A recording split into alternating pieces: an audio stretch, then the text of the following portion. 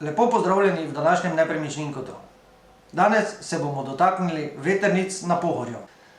Ministrstvo za naravne vire in prostor je v postopku izdaje integralnega gradbenega dovoljenja za gradnjo vetrnih elektrarn na Pohorju od mnenjedajalcev prejelo 9 negativnih mnenj oziroma zahtev za dopolnitev dokumentacije. Kot so pojasnili, so kot upravni organ v tem postopku vlogo investitorja dolžni sprejeti, postopek voditi v skladu z zakonodajo, na koncu pa o vlogi na podlagi ugotovitev tudi izdati pozitivno ali negativno odločbo. V primeru, kjer je zainteresirani investitor družba Energija na veter, ministrstvo vodi integralni postopek, torej upravni postopek izdaje gradbenega dovoljenja, v sklopu katerega hkrati izvedejo še presojo vplivov na okolje, saj gre za načrtovano postavitev vetrnih elektrarn, ki skupaj presegajo moč 30 MW.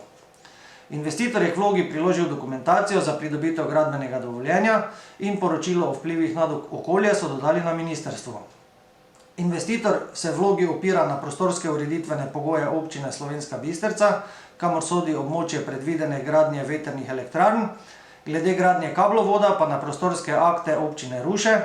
V integralnem postopku je ministrstvo pridobivalo tudi mnenja pristojnih mnenjedajalcev glede skladnosti dokumentacije gradbenega dovoljenja in poročila o vplivih na okolje s predpisi iz njihove pristojnosti.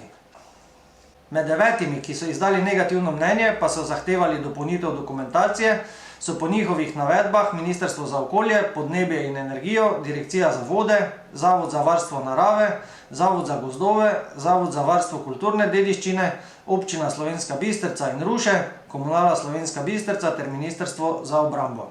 S prejetimi mnenji so seznanili investitorja in določili rok, do katerega mora ta dopolniti ali spremeniti dokumentacijo, s katero lahko ponovno skuša pridobiti pozitivna mnenja. Odločitev o tem, ali se bo odločil za ponoven poskus pridobivanja pozitivnih mnenj, je na strani investitorja. Ob tem pa na ministrstvu poudarjajo, da mora biti za izdajo integralnega gradbenega dovoljenja vsa mnenja pristojnih mnenjedajalcev pozitivna.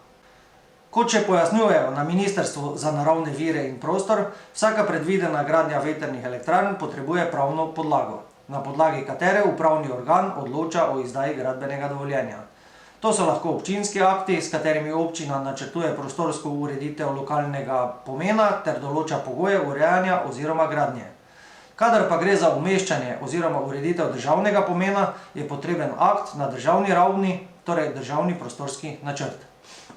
Zakonodaja glede na pogoje in okoliščine tudi določa, kdo je v katerih primerih v vlogi upravnega organa, ki vodi postopek izdaje gradbenega dovoljenja, je to upravna enota ali ministrstvo. Organ mora o vlogi za gradbeno dovoljenje na koncu odločiti lahko pozitivno, lahko pa tudi negativno. V lokalnem okolju močno nasprotujejo načrtom investitorja, saj bi gradnja 56 vetrnih elektrarn na območju Pohorja zelo prizadela okolje in prekomerno posegla v naravo. Kaj pa vi mislite? Je že čas za vetrne elektrarne? Svoje mnenje zapišite spodaj v komentar. Lep dan vam želim.